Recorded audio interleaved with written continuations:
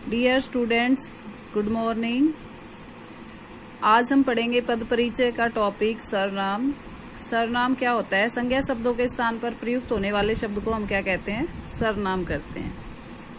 अब है सर्वनाम के भेद। सर्वनाम के 6 भेद होते हैं: पुरुषवाचक सर्वनाम, निश्चयवाचक सर्वनाम, अनिश्चयवाचक सर्वनाम, प्रश्नवाचक सर्वनाम, संबंधवाचक सर्वनाम और निजवाचक सर्वनाम। अब पढ़ेंगे कि पुरुषवाचक सर्वनाम क्या होते हैं। लेखक अथवा वक्ता की दृष्टि से संपूर्ण सृष्टि को 3 भागों में बांटा गया है। पहला स्वयं लेखक या वक्ता जो बोलने वाला होता है, दूसरा श्रोता या पाठक, तीसरा कथा का विषय और वक्ता और श्रोता को छोड़कर अन्य सभी। ये सभी रूप व्याकरण में पुरुष कहलाते हैं। इन पुरुषों को हम क्रम से उत्तम पुरुष में आते हैं लेखक या वक्ता, मध्यम पुरुष में श्रोता या पाठक और अन्य पुरुष में आते हैं शेष जो सभी बच गए वो। तो इन तीनों पुरुषों में उत्तम और मध्यम पुरुष ही प्रधान है। कारण उत्तम और मध्यम पुरुष का अर्थ निश्चित होता है, अन्य पुरुष का अर्थ अनिश्चित होने के कारण उसमें शेष सृष्टि का समावेश होता है। उत्तम पुरुष में मैं तथा मध्यम पुरुष तू छोड़कर शेष सर्वनाम अन्य पुरुष में आते हैं। इस प्रकार जो सर्वनाम बोलने वाले, सुनने वाले तथा जहाँ वहाँ उपस्थित नहीं है उसके लिए प्रयोग किए जाते हैं, उन्हें कहते हैं सर्वनाम पुरुषवाचक सर्वनाम। अब है पुरुषवाचक सर्वनाम के 3 भेद होते हैं: उत्तम पुरुष, मध्यम पुरुष और अन्य पुरुष। तो उत्तम पुरुष क्या होता है? लेखक अथवा वक्ता जिन सर्वनाम का प्रयोग अपने नाम के स्थान पर करते हैं वे होते हैं उत्तम पुरुषवाचक सर्वनाम। जैसे मैं एक वचन होता है, हम बहुवचन होते हैं।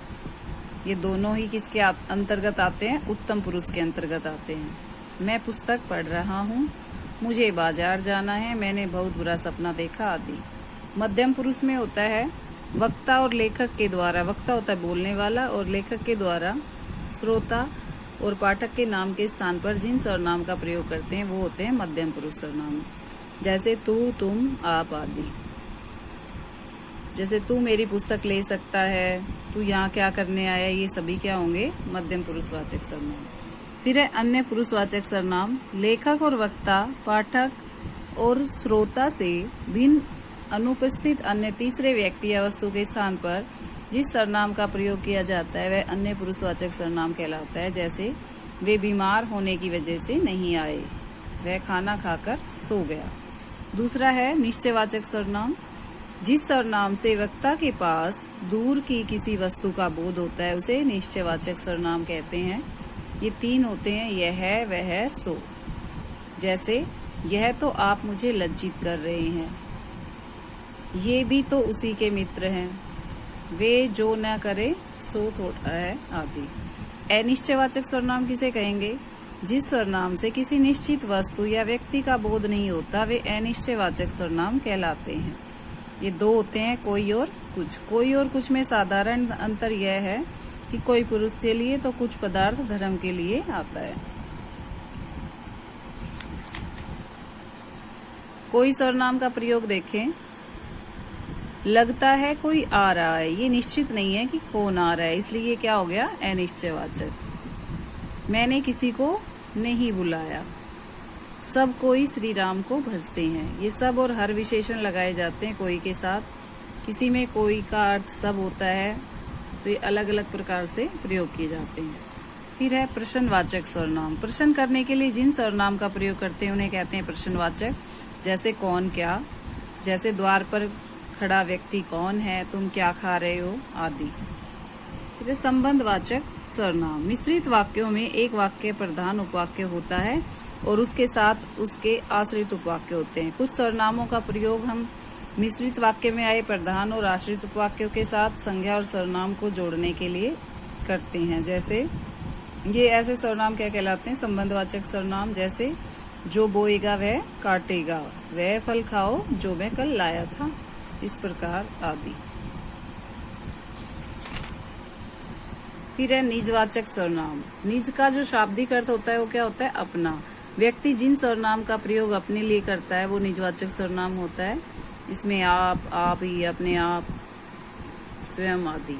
मैं अपने आप वहीं से आया हूँ, वह आप ही चला गया। अध्यक्ष रहता है, वहां आ गए, अपना काम स्वयं करो आदि। फिर है कुछ महत्वपूर्ण बिंदु।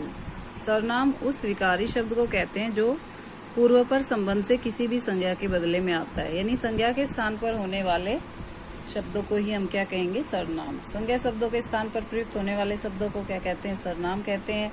सर्वनाम का अपना कोई स्थायी अर्थ नहीं होता।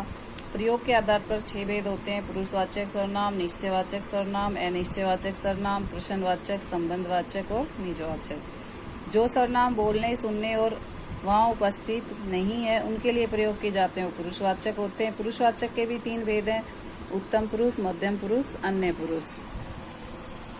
लेखक तथा वक्ता जिन सर्वनाम का प्रयोग अपने नाम के स्थान पर करते हैं उत्तम पुरुषवाचक सर्वनाम कहलाते हैं। वक्ता तथा लेखक के द्वारा श्रोता और पाठक के स्थान पर जिन सर्वनाम का प्रयोग किया जाता है वो मध्यम पुरुषवाचक सर्वनाम कहलाते हैं।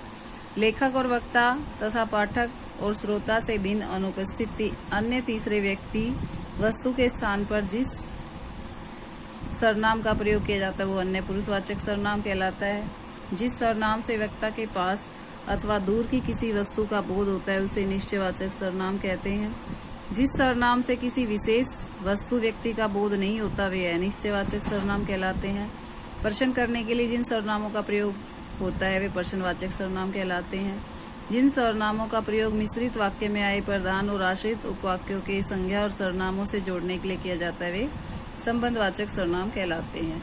निज का शाब्दिक अर्थ है अपना। व्यक्ति जिन सर्वनामों का प्रयोग अपने लिए करता है वो निजवाचक सर्वनाम कहलाते हैं। तो ये सर्वनाम की आपको आज पूरी एक्सरसाइज करनी है।